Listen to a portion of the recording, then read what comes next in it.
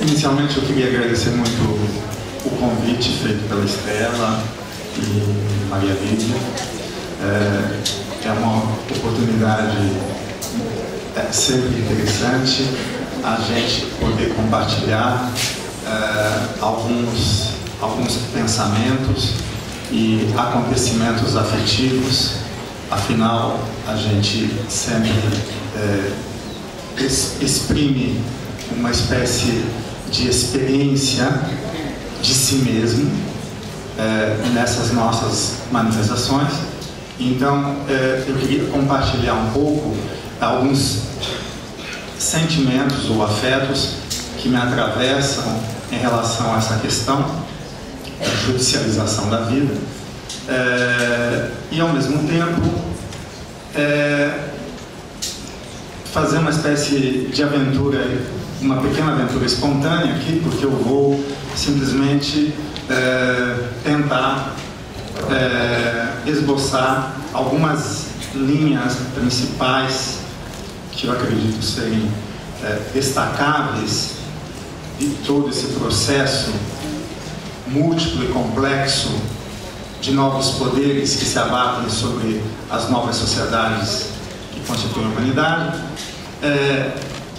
e tentar, ao mesmo tempo, deslocar o foco sem nenhuma pretensão de inovação, mas com um sentimento de urgência. Um sentimento de urgência porque eu percebo cada vez mais algo que de fato me inquieta bastante, me incomoda bastante, e é uma coisa até que me faz sempre pensar em algo que o Nietzsche chama bastante atenção, que é uma espécie de nojo e de desprezo crescente pelo homem que a gente sente. E esse nojo e esse desprezo, diz Nietzsche, são os dois maiores grandes perigos, os dois maiores perigos que nós corremos. Sentir um nojo tal do homem e um desprezo tal do homem que nós possivelmente cheguemos a não querer mais o homem e nem as forças do homem em nós. E o que eu percebo sempre que me incomoda, que é muito frequente nos encontros, nos congressos, nas pesquisas, nas universidades, nos embates, nos combates, é uma espécie muito mais de desfoco do que foco. Um desfoco em relação a algo que é extremamente importante ao meu ver, e eu raramente vejo contemplado nas falas e nas práticas. E talvez, já que estamos aqui falando de Foucault, o chamado já célebre terceiro Foucault, que é esse Foucault da estilização da existência, deveria começar a saltar um pouco mais aos nossos olhos, porque talvez o Foucault aí nos mostre um caminho, né, que já Spinoza e Nietzsche tinham mostrado bastante, e depois Bergson com menos visibilidade talvez, e principalmente Deleuze, né? Um caminho que é o caminho da prática de si, o caminho de um cuidado de si, o caminho de um cuidado da vida, mas um cuidado de um tipo diferente de vida, não a vida como genérica, né? Não um cuidado protecionista, não exatamente uma sobrevivência, um investimento na conservação, mas um investimento na vida forte. Não haveria outra saída para a humanidade senão reencontrar suas forças para poder sim destruir suas formas. Destruir as formas da humanidade é uma tarefa que deve ser alegre. Ela é alegre para quem sabe apreender a alegria do trágico, a alegria da destruição. Saber destruir, ter gozo por destruição, e retomar um sentido outro da crueldade, eu acho que digamos assim, uma nota de humor que nós deveremos reconquistar. Mas esse humor só é reconquistado, sem ironia e sem deboche, quando a gente apreende a zona afirmativa do vivo, que investe numa vida diferenciada ou numa vida intensiva, e não simplesmente numa sobrevida, numa vida de conservação, numa vida média, mediana, medíocre. Eu acho que não existe outra morte. Essa morte que nós imaginamos é pura ficção.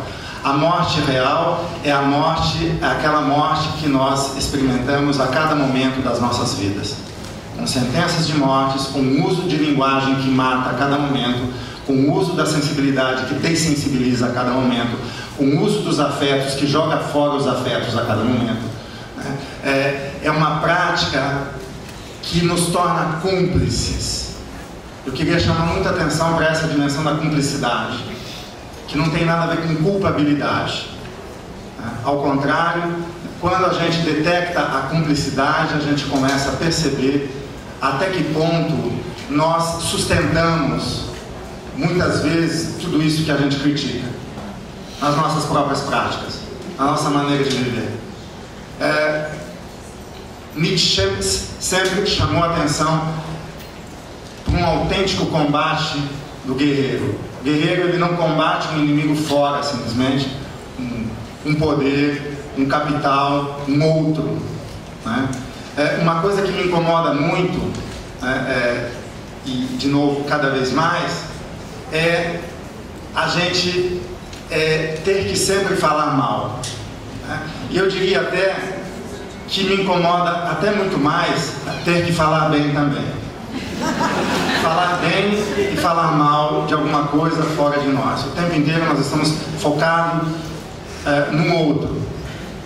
Foucault, ele percebeu de modo magistral que nós vivemos não mais em sociedades de soberania, nem mais em sociedades disciplinares, mas em sociedades de segurança, que a partir de Burroughs, Deleuze batizou como sociedade de controle. As sociedades de segurança, elas são as maiores consumidoras de comportamentos de liberdade. Nós vivemos em sociedades de liberdade.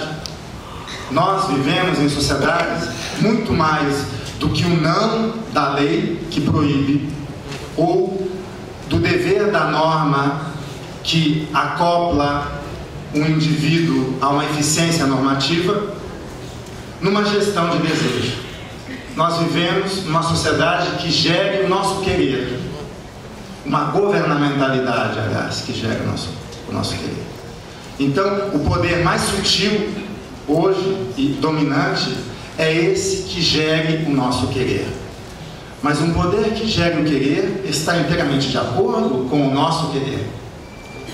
Momento importantíssimo para questionarmos o que é o nosso querer, o que a gente quer, o que a sociedade quer, o que os grupos, as minorias, os movimentos, as tendências, os partidos querem, o que querem nós. É incrível, o Foucault, num certo momento, foi fazer um investimento nas práticas pastorais. E num certo momento ele encontra uma diferença radical, não exatamente uma diferença radical, mas uma certa diferença entre a pastoral judaica e a pastoral cristã. E a pastoral cristã, ela traz um elemento muito interessante e ao mesmo tempo assustador, que é uma pastoral que investe no sacrifício de si, no sacrifício do corpo, no sacrifício do pensamento, no sacrifício do desejo. Qualquer desejo que tenha alguma coisa a ver com o corpo, com o pensamento, com a natureza, é do demônio, né? E a vontade de Deus deve se instalar no coração do homem. Essa prática que o cristianismo inventou, que os primeiros padres da igreja inventaram, é uma prática de sacrifício da diferença. É uma prática que elimina toda e qualquer diferenciação. A diferença só é tolerada desde que submetida, né, a uma verdade, né, e uma renúncia espiritual, corporal e desejante. Essa renúncia está no coração do sujeito moderno. Nós dizemos o que nossas sociedades têm a ver com isso. O estado de polícia, ele já é um investimento, né, a partir de um ultrapassamento da sociedade de soberania. Não que a sociedade de soberania esteja extinta, ela está cada vez mais presente em nós, assim como a sociedade disciplinar, mas o estado de polícia, inicialmente, ele se utiliza do tal modelo da peste, em vez do modelo da lepra, célebre já na obra de Foucault. Eu não vou me deter aqui porque não temos tempo. Mas, enfim, um modelo que vai produzir alma e vai produzir corpo. A norma é diferente da lei, porque a norma é uma regulação permanente, né? E a regulação permanente, ela incide sobre o comportamento permanente, incide muito mais sobre o que eu posso fazer do que sobre um ato eventualmente que foi praticado ou infracionado, né? E o que eu posso fazer, né, se torna agora objeto de um comportamento, além de um comportamento simplesmente criminoso ou doente, um comportamento anormal. Mas a norma, na verdade, não tem nada a ver com um suposto ideal de verdade universal. A única verdade universal que tem na norma é uma espécie de coesão sem a qual a sociedade não se continua a si mesma. Uma certa sociedade, uma certa formação de poder. A norma, ela tem uma positividade. A lei está a serviço dessa positividade, né? Se a norma, ela passa a ser dominante num certo momento, num estado de polícia, muito mais do que a lei segue sendo um mecanismo de demarcação, né? Mas exatamente para ter um efeito de produção, de construção, e é essa tal da positividade que o Foucault detecta na questão do poder, o seu modelo produtivo e não repressivo, né? A produção de almas e de corpos. A produção de normalidade, na verdade, é a produção de prepostos em nós. Ora, essa vontade que é excluída na prática pastoral é, na verdade, a mesma que é posta em jogo a partir do estado de polícia ou da sociedade disciplinar. Essa vontade simplesmente agora é autorizada a partir do momento em que ela renuncia a si mesma, a colocar aquilo que Nietzsche chama de tipo reativo no lugar das potências afirmativas da vida. O tipo reativo em mim é aquele que vai ter autorização suficiente. É o regime da autorização, o regime da autoridade que faz dublê com o regime despótico do terror. Autoridade humanista e terrorismo despótico têm a mesma natureza. Essa autoridade humanista, né, ela vai ter basicamente dois modelos: um modelo jurídico e um modelo empirista. O modelo empirista inglês, na verdade, é o que vinga, né? O Foucault, nas análises que ele faz do liberalismo alemão e do liberalismo americano, vai detectar duas condições do novo capitalismo, né? Uma que investe numa certa formalização, sem a qual o livre mercado, o livre empreendimento não se constitui e não se prolifera, e a outra onde há um sujeito radical de desejo impenetrável ao controle do governo. É um liberalismo radical, um economicismo radical, que vai fazer da lei inteiramente, ou da norma, inteiras funções desse desejo, de um sujeito de interesse acima até do sujeito de direito. O sujeito de direito como um efeito, um regulador do sujeito de interesse. O sujeito de interesse, na verdade, traduz o desejo mais puro de um liberal, o sonho mais puro de um liberal. O mínimo de governo e o máximo de liberdade. Ora, essas sociedades de liberdade são as mesmas que nós consumimos. A gente vê, num certo passado recente, a gente via os povos do leste clamar por liberdade. Essa mesma liberdade que a gente jogava fora ou banalizava, que nos enfiavam goela abaixo aqui no Ocidente. Quando o homem se questiona em relação ao que ele quer efetivamente, é muito difícil ele saber exatamente o que ele quer, mas mesmo que ele saiba, ele não implementa isso que efetivamente ele quer. E a gente vê, lamentavelmente, uma coincidência desse desejo de liberdade, fazer coro com um desejo de segurança. Foucault diz, as sociedades de segurança, elas são, na verdade, consumidoras, antes de tudo, de liberdade. Todos queremos ser livres e afirmar os nossos desejos. Então eu queria afirmar algo um pouco dissonante, talvez. A gente começar a desfocar um pouco da questão de um objeto negativo, um suposto objeto negativo, e começar a questionar sobre a natureza do desejo em nós. E, ao mesmo tempo, apreender por que a sociedade demanda por leis, por normas, por curvas de normalização, por expansão do campo de liberdade, mas não sem segurança. Quer dizer, o que nos move nos nossos investimentos, nas nossas críticas e nas nossas supostas invenções? Será que a gente inventa suficientemente? Quer dizer, o que está no bojo de uma prática punitiva? A Estela levantou bem a questão da penetração dos microtribunais, essas práticas normativas permanentes demandadas pela própria sociedade. É muito importante, Foucault sempre lembra, as lettres de cachet eram demandadas muito mais pelo povo do que por altos funcionários do rei.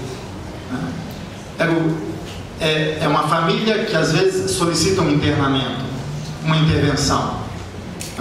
Há uma zona de coincidência, e o Foucault de novo vai dizer que a governamentalidade implica uma coincidência do governo dos outros com o governo de si. Quando nós imaginamos ter a vida nas próprias mãos, o governo de nós mesmos, e esse governo de nós mesmos ele coincide com o governo dos outros, há que se desconfiar. Alguma coisa não vai bem. E no entanto, nós temos esse sonho. No século XIX houve um sonho jurídico que era evitar a gradação das penas em cima de uma gradação de certeza. Eu não tendo muita certeza, eu busco atenuantes e diminuo as penas. Então eu sonho, na verdade, com a certeza íntima, e a certeza íntima é uma razão de sujeito, como sujeito kantiano, que ela coincide com o objeto ideal. Entre o objeto ideal e o sujeito de conhecimento não haveria mais distância, há uma comunicação, há uma unificação. E isso implicaria um puro dever ser no meu interior. O ideal de uma sociedade que se autogoverna seria esse, o ideal de uma autonomia que introjeta um puro dever ser, que nós não precisamos mais de nenhum tribunal, de nenhuma polícia, nós nos autogerimos, porque sabemos muito bem, como diz Nietzsche, eu não quero mais que Deus me carregue ou que eu carregue ideais, ou seja carregado por ideais, eu mesmo sei o que devo fazer. Eu me carrego, né? Que autonomia é essa? Seja de um sujeito jurídico, seja de um sujeito de interesse. O que eu queria chamar a atenção é que nós, que somos consumidores de liberdade, demandamos na mesma proporção mais segurança. E quando demandamos segurança, nós não demandamos simplesmente por uma lei que nos proteja de um suposto mal que vem de fora. Nós demandamos num empoderamento do homem. Essa diferença entre empoderamento e potencialização eu queria chamar também a atenção. A lei, a norma e a normalização são meios positivos de empoderar o homem. Não são simplesmente, o homem não é simplesmente vítima disso. Há uma cumplicidade nossa. Quando demandamos leis ou normas ou normalização, nós investimos no capital humano. Foucault viu muito bem essa questão. Nem os marxistas, nem os liberais, raros pensadores da economia entenderam o capital ou a força de trabalho como capital. E há um certo momento em que a própria sociedade liberal se dá conta que o maior de todos os capitais é o próprio homem, né? O homem se torna capital, investimento de capital. Então há uma produção de subjetividade, há uma produção de forças, há uma produção de afetos, há uma produção de comportamentos que nós compramos como sendo comportamentos ideais, liberais, que nos levam a um sucesso, a uma felicidade e tal. Nós já estamos encerrando. Uma vez que é bastante limitado. É o que? 1 minuto, 2, 5 minutos? É bastante.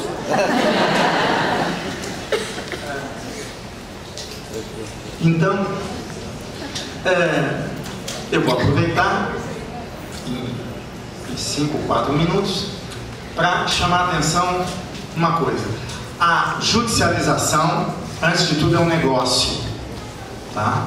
Ela faz parte de meios de produção das forças humanas, tá? O homem é fabricado através da judicialização. Nós não somos simplesmente vítimas, nós somos cúmplices da judicialização. Nós demandamos e praticamos judicialização, e não simplesmente usando a lei, usando a norma, ou usando curvas estatísticas de normalização, mas pela nossa própria maneira de sentir e agir, no nosso olhar, no nosso ouvir, na nossa sensibilidade, no uso dos nossos afetos, nós já somos judicialistas. Muitas vezes nós atacamos a judicialização sendo justiceiros, enquadrando. E só enquadra quem não cria. É essencial, né, a gente começar a perceber que há um inimigo em nós. E o inimigo em nós está sempre emergente quando nós fazemos um mau uso daquilo que nos acontece. Quando nós fazemos um mau uso daquilo que nos acontece, nós temos a matéria para a judicialização. É preciso detectar essa matéria. Se a gente não detecta essa matéria, a gente fica atacando sintomas e metendo o dedo na ferida e virando sacerdotes de uma antijudicialização. Não adianta nada. Atacar a judicialização é, antes de tudo, atacar as causas. E atacar as causas é atacar a fabricação da matéria que judicializa. E a matéria que judicializa é a produção de uma miséria afetiva, né? E essa produção da miséria afetiva está no nosso cotidiano. O tempo inteiro, nós, em última instância, somos capazes até de medicalizar os nossos filhos, de internar os nossos pais, de demandar por um socorro terapêutico, né, de normalização, porque não damos conta da intensidade. E a intensidade é aquilo que mais nos incomoda. As vidas tornadas fracas não toleram a intensidade.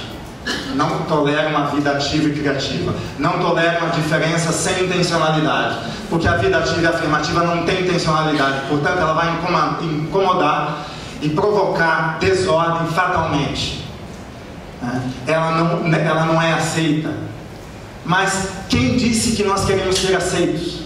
Quem disse que nós queremos permissão? Por que vamos demandar aceitação? Porque não nos fazemos fortes, porque não cuidamos de nós mesmos. Eu queria saber se nas universidades a gente já começou a fazer pesquisas e investimentos em reais cuidados de si. Não cuidados tutelares, mas produção de forças ativas em nós. Se a gente já sabe fazer distinção entre o ativo e o reativo em nós. Se a gente já sabe que é muito mais importante que o ativo seja dominante em nós do que o reativo. Se a gente sabe adestrar as nossas forças reativas. Se a gente sabe criar uma memória de futuro ao invés de usar a memória para se vingar. A memória é fundamental, mas não a memória das marcas, a memória dos estados, essa memória de caranguejo que nos arrebata para um passado, nos atola no passado, faz com que percamos o devir e nos penduremos num sonho de futuro, né? Numa projeção de futuro. Essa memória é fundamental, essa memória da vontade, essa memória do desejo, essa memória da potência, essa memória de futuro, esse direito ao futuro. Esse direito ao futuro, ele só é exercido quando eu também faço a lição de casa. Exercer uma crueldade sobre as minhas próprias forças que querem acomodação, que querem proteção, que demandam por um ideal de existência. É preciso que eu reencontre as forças em mim que criem as condições de existência. É isso que Foucault falava de estilização da existência. Ele vai encontrar lá nos gregos, porque os gregos ainda eram suficientemente saudáveis, essas dobras de si, essas práticas de si, a reconquista da força que estiliza e que cria uma ética aliada a uma estética e não uma moral. Então, fazer de si uma obra de arte, fazer de si uma força, só os fortes não precisam de justiça, ou de judicialização, ou de enquadramento, ou de verdade, porque os fortes sabem que todo sentido é afirmação de potência que volta como alimento, como intensificação da própria vida, flui alegria ativa de si. Então, esse investimento nas forças ativas, Foucault não ficou na judicialização, não ficou na denúncia. Foucault vai dizer, a judicialização é um negócio, é um meio de produção sem o qual não se produz capital humano. É preciso ver o aspecto positivo. Por que todo mundo pratica a judicialização? Eu não vou dizer todo mundo, mas é dominante. Há uma cumplicidade social, porque funciona. Porque funciona. Todo ser fraco quer o poder, ou ser tornado fraco, não existe fraco na essência. A gente é tornado fraco, a gente é enfraquecido, e a judicialização é um meio de nos separar do que podemos, de nos enquadrar, para daí a gente comer na mão do poder. E quando a gente aprende o caminho, a gente judicializa também. Como diz Elias Canetti, aquele que sofre um aguilhão, goza repassando o aguilhão, e se empodera também. Então, é esse desfoco que eu queria produzir aqui, um certo incômodo, talvez, porque é necessário, ao meu ver, é urgente chamar a atenção sobre ou focar a atenção nos devires. O que são os devires? Não é aquilo que eu faço imitando o outro, copiando o outro, me identificando com o outro, fazendo como o outro. Os devires é aquilo que eu me torno, aquilo que a minha potência se torna, segundo a maneira como ela estiliza a existência, segundo as condições de existência que ela estabelece nas relações. As condições de existência estão em nossas mãos. Nós podemos mudar isso. Então, é preciso a gente, só agora sim, finalizando, retomar ou inventar, talvez, porque é possível que a gente nem saiba disso, o sentido que é produtivo da linguagem. Nós nos expressamos majoritariamente no meio semiótico. O homem existe semioticamente, assim como ele existe pelo movimento, pelos afetos, ele existe semioticamente. E a semiótica, ela tem um poder incrível, ou uma potência. Depende do uso que eu faço da linguagem, eu posso produzir regras de passagem, e não normas, normalizações ou leis. Regras de passagem que sejam verdadeiras razões de composição de potências, e não razões de proibição, razão de deveres ou afirmações de desejos que são desejos de homens fracos. Os desejos liberais, obviamente, são desejos de homens eunucos, de homens impotentes, de homens separados do que podem. Daquele homem que a psicanálise ortodoxa afirma como incurável. Esse desejo de eunuco, É desse desejo que se trata o que nós queremos. Então, era isso basicamente que eu queria.